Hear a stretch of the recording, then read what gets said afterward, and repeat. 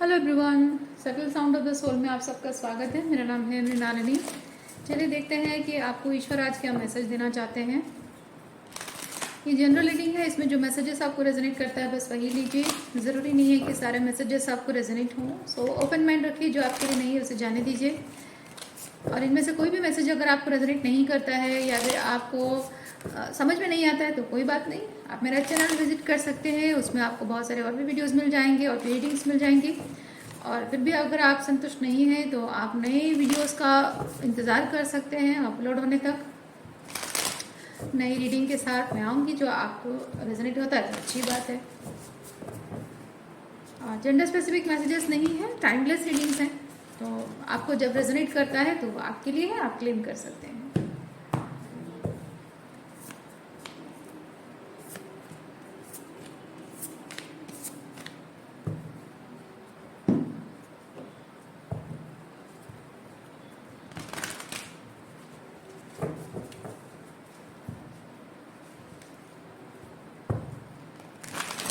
Psychic awareness आपकी बहुत बढ़ रही है,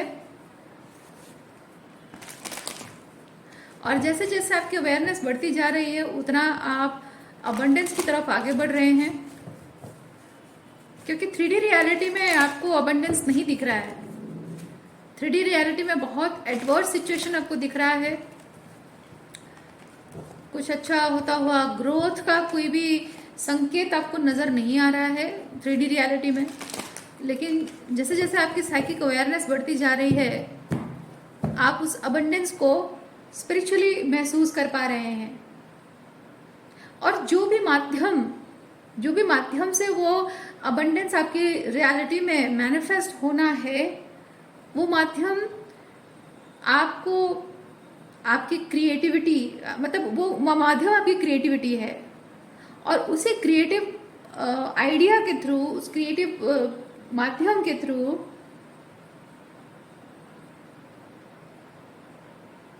आपको एक्सक्यूज मी, आपको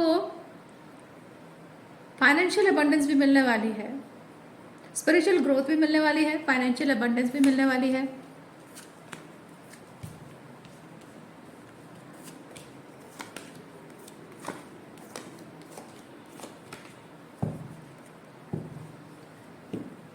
ओके,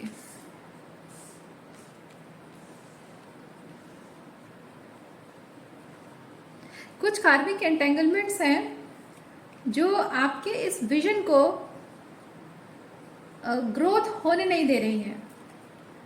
कुछ ऐसे लोग हैं जो कि आपको हो सकता है कि पैसा कमाने का जो तरीका है वो आपको बहुत ही 3D टाइप का विजन आपको दे रहे हो कि भाई ये तुम्हारा क्रिएटिविटी है, ये तो ठीक है, ये टाइम पास के लिए है, एंटरटेनमेंट के लिए है, लेकिन तुम पैसा अगर कमाना चाहते हो तो तुम्हें ये करना चाहिए, वो करना चाहिए, ऐसे एफर्ट्स लगाने चाहिए, इतनी मेहनत करनी चाहिए। हो सकता है कि लोग आपको इस तरह से कह रहे हो, या फिर अगर लोग नहीं भी कह रहे हैं तो इस तरह की माइंडसेट को आप हमेशा देखते रहे हो और फॉलो भी कर रहे हो। लेकिन अगर उस चीज़ को फॉलो कर रहे हैं तो भी आपकी ग्रोथ, करियर वाइज आपकी ग्रोथ नहीं हो रही है।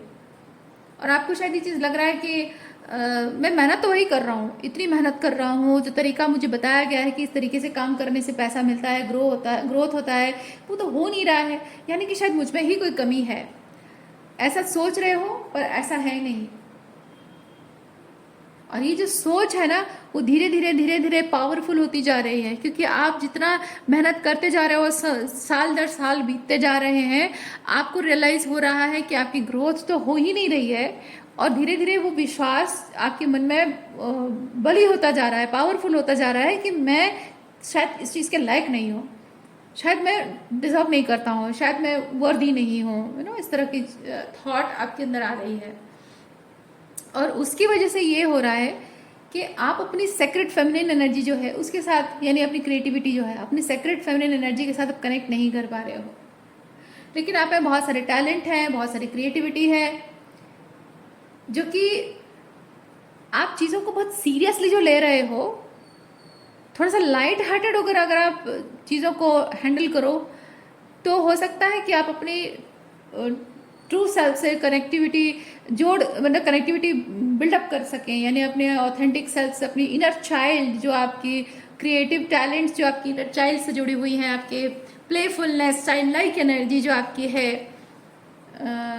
जिसमें जो चाइल्ड लाइक एनर्जी, क्रिएटिविटी से रिलेशन ये है कि आपका जो इनर चाइल्ड, क्योंकि बच्चे जो होते हैं ना, बच्चे जो भी करते हैं बहुत ही क्रिएटिव, बहुत खूबसूरत चीज़ें करते हैं, हम देखकर बड़ा खुश होते हैं कि हाय मेरा बच्चा कितना क्रिएटिव है ना। लेकिन हम ये चीज़ भूल जाते हैं कि हम भी एक टाइम बच्चे थे और हमारे अंदर भी वैसी क्रिएटिविटी है, लेकिन बच्चा जो है अपनी क्रिएटिविटी जब शो करता है वो सोचता नहीं है, उसका अंतर्मन जो कहता है वो वही चीज़ करते जाता है और वो बहुत खूबसूरत सा एक क्रिएशन बन जाता है। और वही चीज़ आप करना भूल जाते हो जब आप बड़े हो जाते हो, लाइफ को लेकर इतने सीरियस हो जाते हो कि आप अपनी क्रिएटिविटी के बारे में सोचना छोड़ देते हो, अपने अंदर की जो वॉल्नरेबिलिटी है उसे बाहर लाने से डरते हो, क्योंकि आप जजमेंट से डरते हो।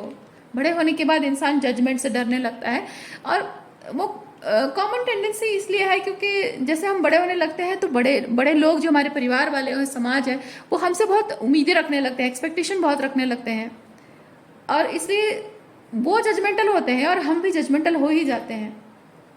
ये जो थॉट है, ये बिलीफ है, ये आपको रिलीज करने की ज़रूरत है, और उसी तरह से पूरे इमोशंस के साथ, पूरी वल्नरेबिलिटी के साथ अपनी उस क्रिएटिव एनर्जी से आपको जुड़ने की ज़रूरत है। नॉन जजमेंटल होकर आपको अपने सेक्रेड फेमिनिन एनर्जी से कनेक्ट करना है, उसे नर्चर करना है, उस क्रिएटिविटी को।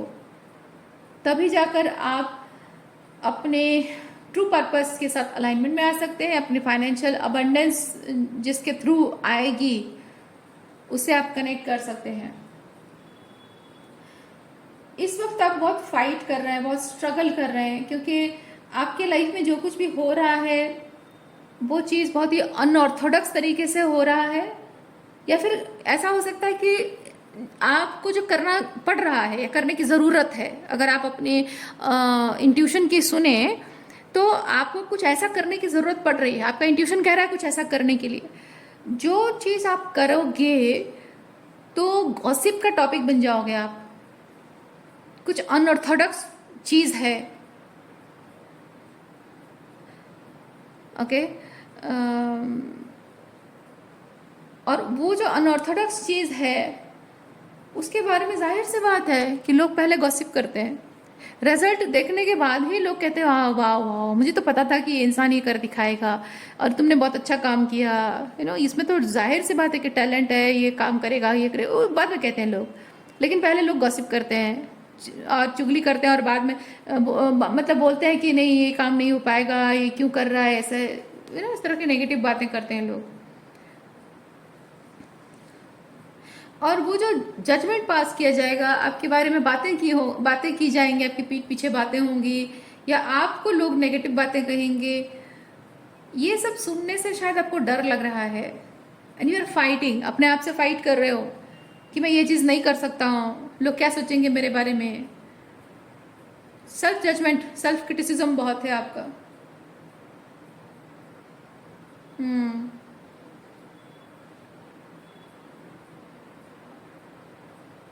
आप अपने जो मैनिफेस्ट, ये जो भी आप मैनिफेस्ट करना जो चाह रहे हैं,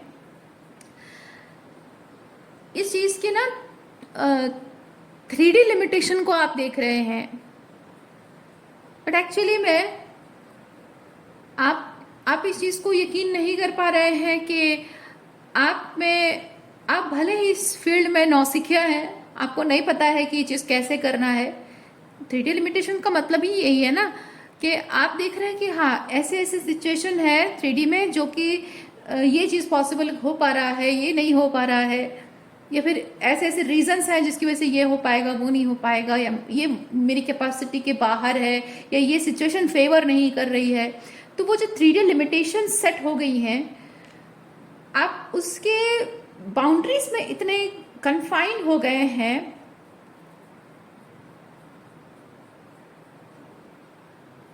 कि आप अपने आप को कन्विंस भी आपने कर लिया है, इतना स्ट्रॉन्ग, इतना पावरफुल तरीके से आपने अपने आप को कन्विंस कर लिया है कि बस ये नहीं हो सकता, ये मेरे क्षमता के बाहर है। बट आप ये चीज़ नहीं समझ पा रहे हैं कि जब आप एक छोटे बच्चे थे, आप चल नहीं पा रहे थे, तब आपने नहीं सोचा कि मैं चल नहीं पाऊंगा, लेकिन आपने चलने की कोशिश की। आप अपने हाथों से चीज़ें उठा नहीं पाते थे। आपने ये नहीं सोचा था कि मैं ये चीज़ें उठा नहीं सकता हूँ। आपने कोशिश की, बार बार गिरते पड़ते उठने की कोशिश की, आपने चलने की कोशिश की। आपने ये नहीं सोचा कि मैं कभी चल नहीं पाऊंगा, पर आपने कोशिश की। आपका इंस्टिंक्ट आपको बताता रहा है कि मुझे ये ट्राई करना चाहिए, वो ट्राई करना चाहिए। आपके अंदर ईगो नहीं था। जब आप छोटे बच्चे थे, आपके अंदर ईगो नहीं था। आपका ईगो अगर होता तो वो कहता कि ये तुमसे नहीं हो पाएगा, तुम सही तरीके से नहीं कर रहे हो, तुम परफेक्ट तरीके से नहीं कर रहे हो, लोग तुम्हें जज करेंगे, है ना। आपके अंदर का ईगो नहीं था। तो ईगो अगर होता तो आपसे ये कहता तो आप नहीं कर पाते, चल नहीं पाते।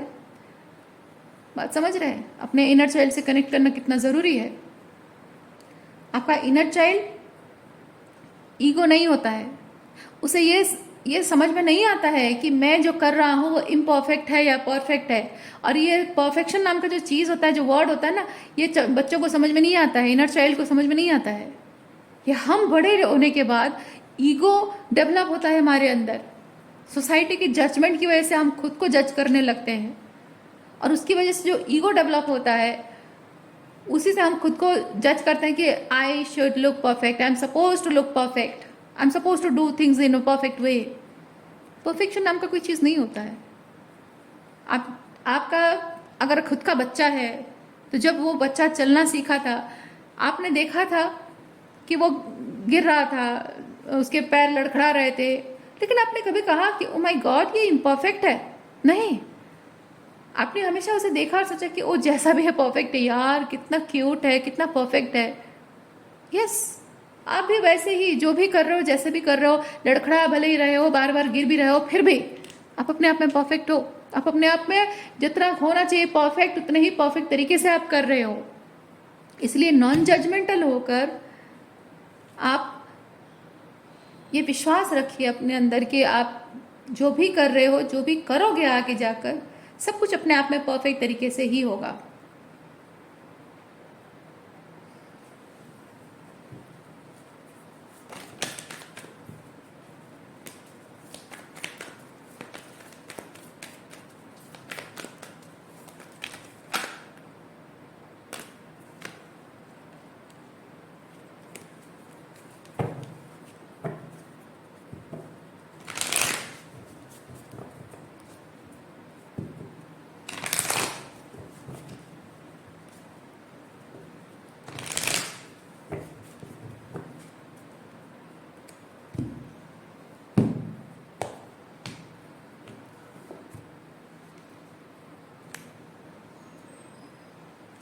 देखिए,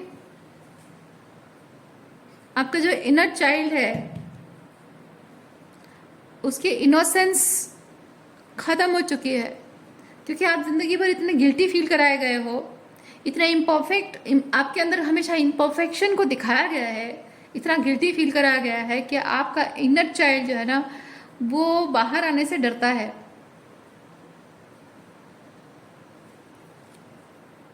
देखिए, आपको अपनी क्रिएटिविटी से जुड़ने की ज़रूरत है। ये हारमोनी मतलब होता है कि आपका इनर चाइल्ड और आपकी ये गॉडेस मदर एनर्जी। एक बच्चा जब बिना गलती किए उसको हमेशा सजा दी जाती है, उसको गिल्टी फील कराया जाता है। माँ का काम क्या होता है? माँ का काम होता है बच्चे को हौसला देती है, उसको समझाती है कि नहीं, कोई बात नहीं, कोई बात नहीं, तुम्हारी गलती नहीं है, तुमने कुछ गलत नहीं किया बच्चे, मैं तुम पर विश्वास करती हूँ, मुझे भरोसा है कि तुम गलत नहीं कर सकते हो, तुम जो भी कर रहे हो, जैसे भी कर रहे हो, सही कर रहे हो, जस्ट कीप डूइंग इट। दुनिया की सुनने की ज़रूरत नहीं है, माँ कहती है ना। एग्जैक्टली वही चीज़ आपको अपने खुद के इनर चाइल्ड को कहने की ज़रूरत है। ओके, आपका एडल्ट आपका जो adult person, inner adult person और इनर चाइल्ड, यानी आपका जो डिवाइन मैस्कुलिन एनर्जी है और आपका जो इनर चाइल्ड है, दोनों एक दूसरे के साथ हारमोनी में आएंगे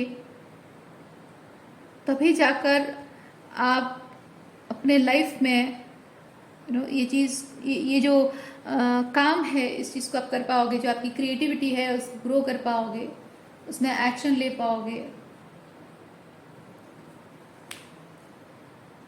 इस वक्त आपको सहारा देने वाला, हौसला देने वाला, आपका साथ देने वाला, आपको मोटिवेट करने वाला कोई नहीं है।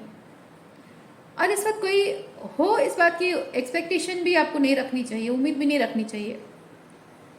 क्योंकि आप जब उम्मीद रखते हो ना, दूसरों से उम्मीद रखते हो कि कोई हो मेरा साथ देने वाला, सहारा बनने वाला, कोई हौसला देने वाला कोई हो, जब आप उम्मीद रखते हो और जब नहीं होता है तो दुख होता है, दुख के अलावा कुछ नहीं होता है। तो बेहतर है कि आप एक्सेप्ट कर लें इस चीज़ को कि आप ही खुद के फादर हो, आप ही खुद के मदर हो, और अपने इनर चाइल्ड को आपको हील करना है, एम्पावर करना है, अपने ही काउंटर पार्ट जो है आपको खुद ही बनना है। ओके जैसे एक रिलेशनशिप में, मैं एग्जांपल दे रही हूँ, एक रिलेशनशिप में जब एक हस्बैंड परिवार के लिए कुछ करने जाता है तो वाइफ उसको सपोर्ट करती है कि मैं आई ट्रस्ट यू, मुझे भरोसा है तुम कर सकते हो, है ना। और उसी दम पे वाइफ भले ही कुछ ना करे, सिर्फ ये कह देना कि मुझे भरोसा है तुम कर सकते हो, मुझे तुम पर यकीन है, तुम्हारी पोटेंशियल पर यकीन है, तुम कर सकते हो ये चीज़। तो एक हस्बैंड जो है ना वो ज़ीरो से हीरो बन जाता है। इतनी पावर है इस एक सेंटेंस में। वैसे ही एक पत्नी जो घर की जिम्मेदारियों में जूझ रही है, सास ससुर के प्रॉब्लम है, ननद देवर है, घर परिवार बच्चे हैं, हेल्थ है, अपने आप को लेकर है, बहुत सारी चीज़ों को लेकर जब जूझ रही होती है, एक पति का सिर्फ इतना एहसास दिलाना कि तुम मेरा घर, मेरा परिवार, सब कुछ इतने प्यार से सहेज रही हो, संभाल रही हो, I respect you and I am always there with you, है ना। ये एक दो सेंटेंस जो होता है ना, ये एक औरत को बहुत हिम्मत देता है, चाहे कितनी भी मुश्किलें आए, कितनी भी वो अकेला महसूस कर रही हो, लेकिन ये एक चीज़ उसे बहुत हिम्मत देता है, वो अकेला नहीं फील करती है ना। वो जो एक काउंटर पार्ट की जो ये जो सपोर्ट सिस्टम है, इस वक्त आपको उसकी ज़रूरत है, चाहत है शायद, और वो अभी नहीं है, बट आपको खुद अपने आप को वो हौसला देना होगा। आपको खुद वो चीज़ अपने आप को inner masculine and feminine balance लाकर अपने लाइफ को सही ट्रैक पर लाने की ज़रूरत है आपको।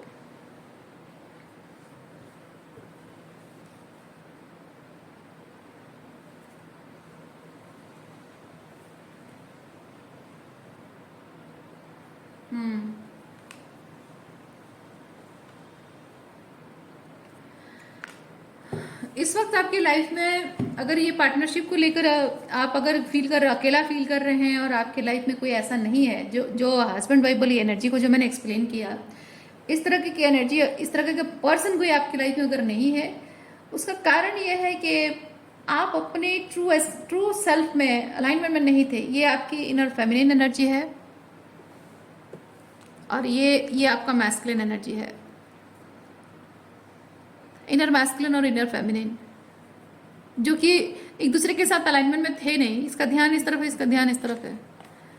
अब दोनों एक दूसरे की तरफ देख रहे हैं, यानी कि दोनों एक दूसरे के साथ हारमोनी में, है ना। दोनों एक दूसरे के साथ हारमोनी रिस्टोर करना, एक दूसरे के साथ हारमोनी में आना, यूनियन में आना, दोनों एक दूसरे के साथ फ्रेंडशिप करना बहुत ज़रूरी है।